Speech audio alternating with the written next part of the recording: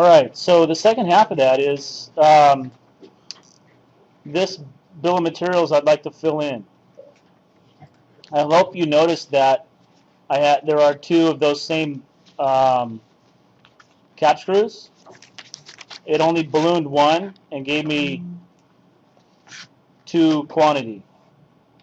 So it's doing that automatically for us. These names, part, base plate, bearing, cap screw, and collar, they come from the part name that you saved. So if you can name your parts correctly before you create the assembly and before you put them in the bill of materials, then your bill of materials will fill in correctly. If you name them stupid base plate, then it will show up as stupid base plate in the bill of materials. Okay? These are changeable, but if once you go in here and modify it, it says, whoa, wait a minute.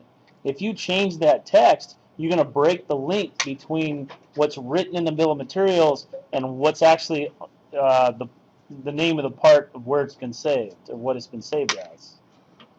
So, not a good idea. You want to make sure you name them correctly up front.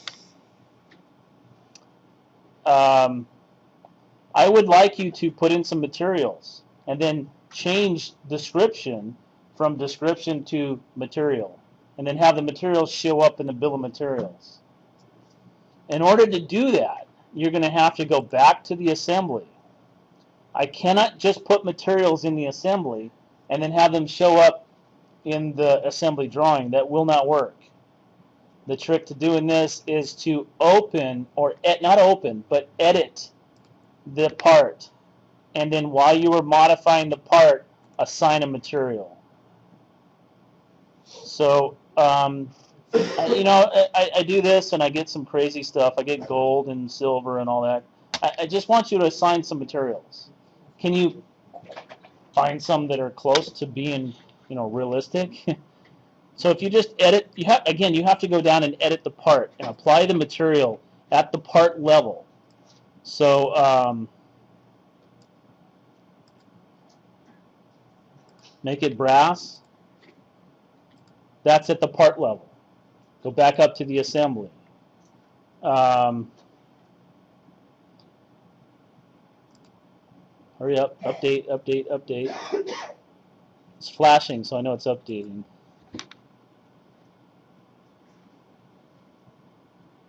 Really? It's not going to crash on me. Please don't. Edit the part. Go into that part. Set the material. Edit the material. What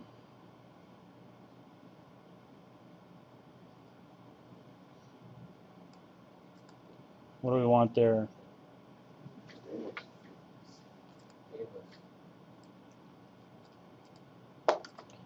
Add a material. If I do it to one, because it's in there twice, it's going to do it to both of them. Okay. I don't know why it's not letting me select it. Sorry. Not the collar, but the bearing itself. Again, edit the part. Go down to that part. Put in the material.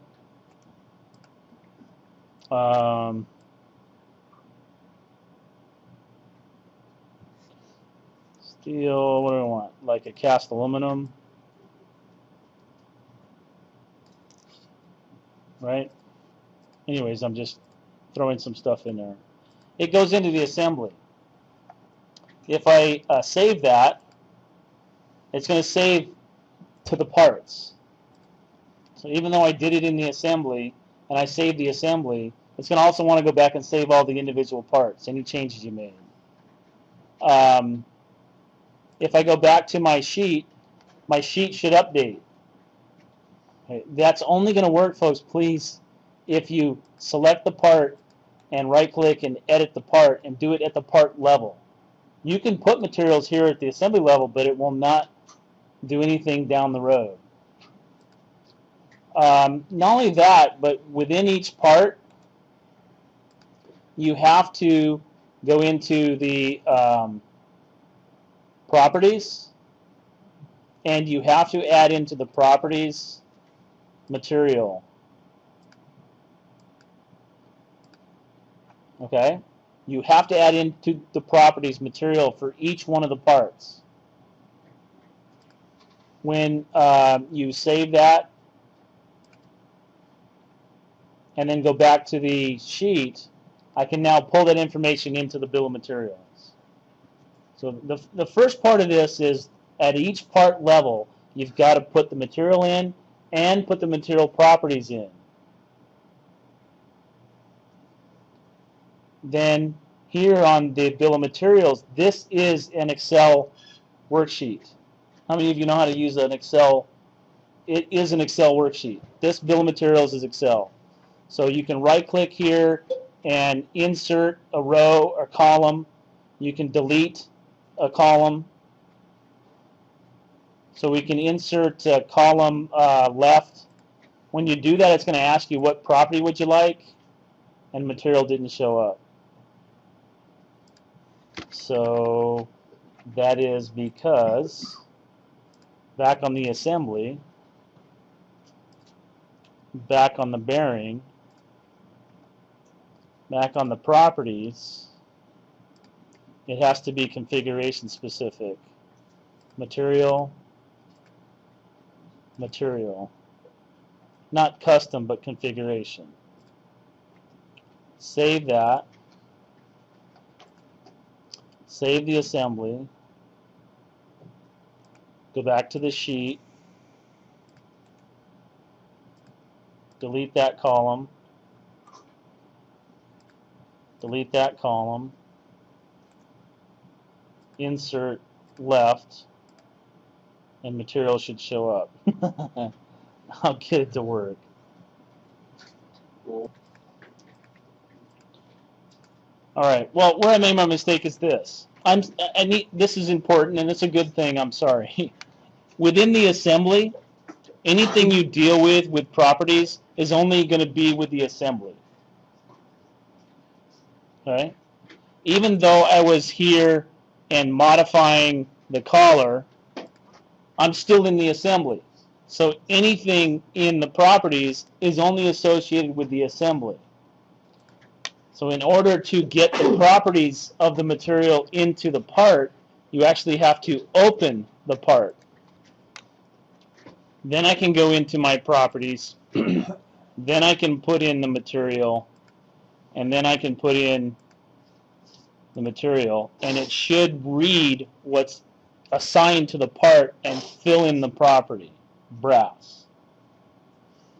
Now, will it work in reverse if you just go into the part without doing it in the assembly, change it in the part, will it transfer into the assembly? Very good, yes. If you were just to open the parts, assign the material, assign the properties, go back to your assembly will update. Go back to your drawing will update. I'm trying to make a point to you, and I believe I have, that if you're just in the assembly and doing this, nothing's going to work. You've got to go down and open the actual part.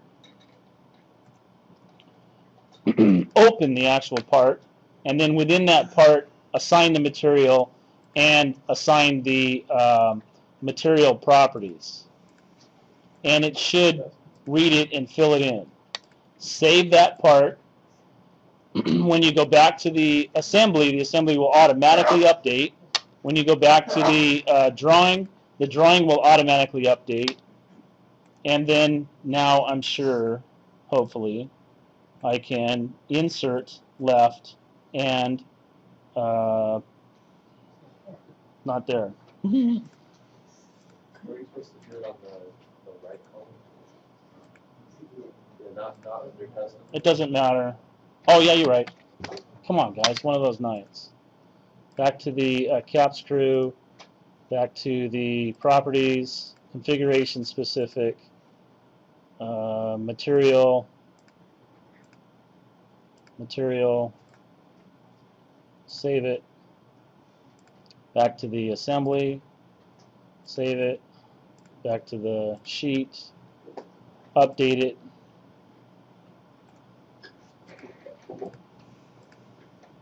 And I don't know what I'm doing wrong. I think I'll just give up. No, I won't.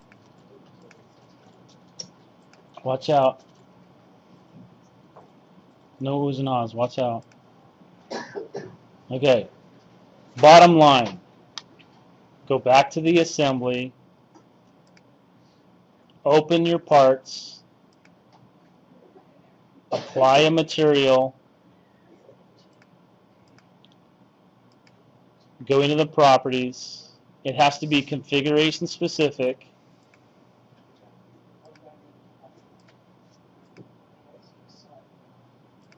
It'll find it. Save the part.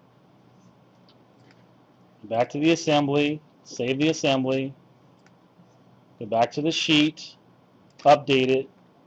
I would like you to remove description, delete column.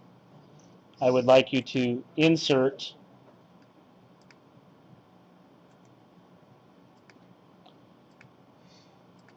material.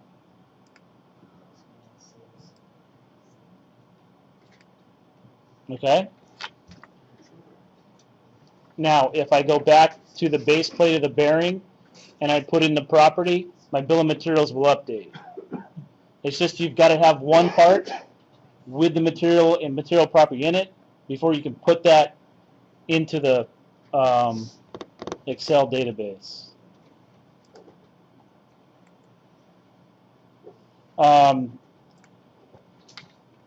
I want drawings of all the individual parts, which means that you would add a sheet.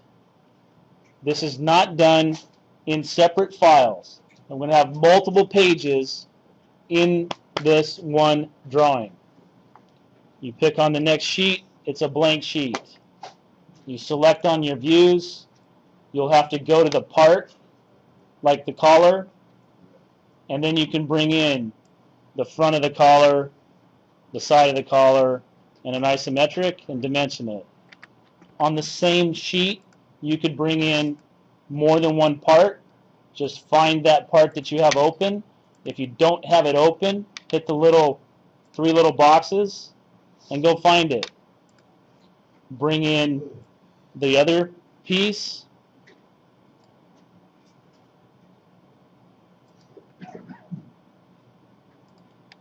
And dimension it. If you need another sheet, add another sheet. Try to do them full size. You can have more than one part on a page. Question?